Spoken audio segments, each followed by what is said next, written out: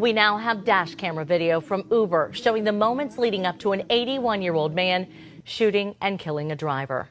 This is a story we first brought you last month here on News Center 7.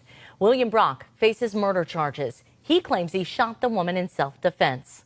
News Center 7's Malik Patterson joins us live from Clark County. Malik, the new video is giving you better insight into what happened here. You also got some new information from investigators today. That's right, Gabby. In my hands is the latest from Clark County detectives.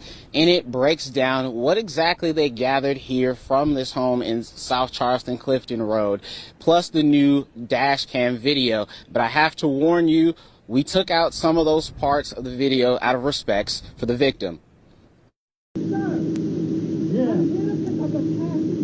On March 25th, just after 11 in the morning, is when we first see Lolitha Hall on her Uber dash camera walking to William Brock's home to pick up a package.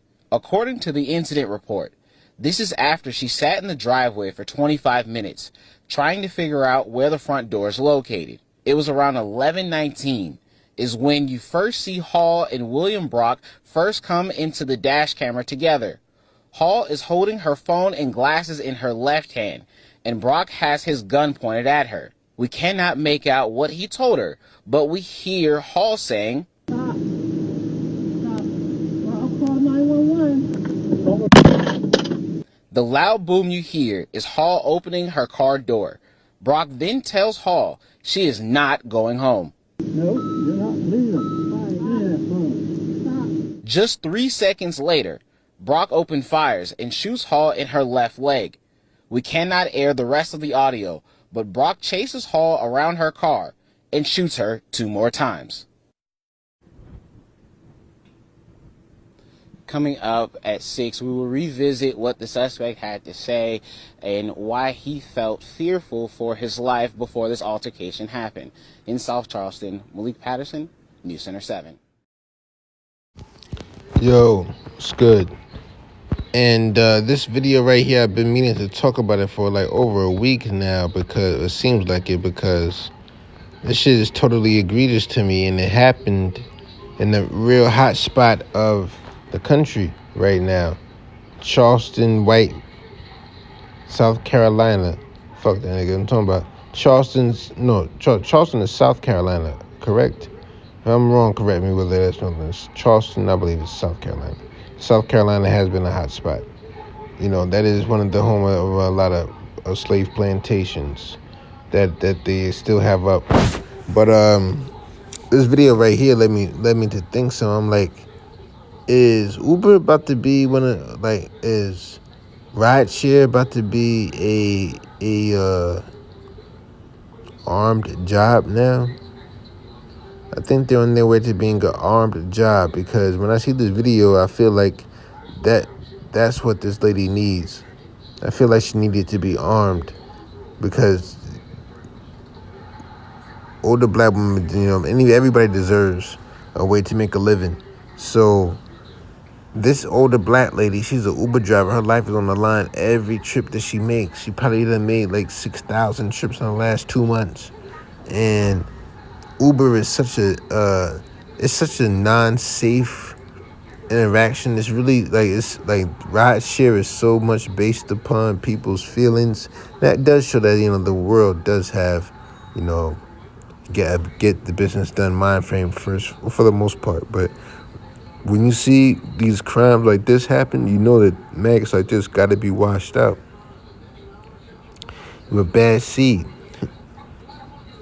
You know what I'm saying? And a lot of baggage in the vein, because when we see videos like this white man felt empowered.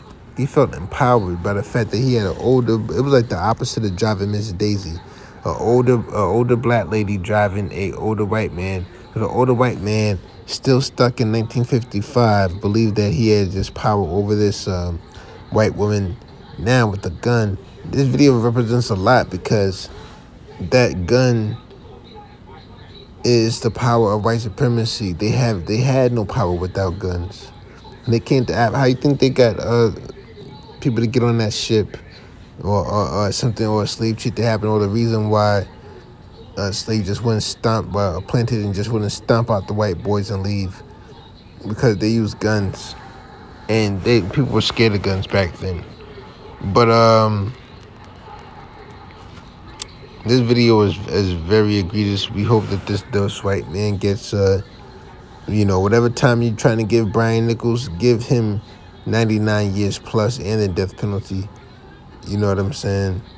Make sure his kids go to jail and they're followed and everything, because what happened to this black lady was wrong, man. You know what I'm saying? I hate that, because every time I take an Uber, I do care, especially when I get somebody good. Uber does have a lot of shitty drivers because their background checks are different. And when I say shitty drivers, I mean like bad attitudes, bad everything. You know what I'm saying?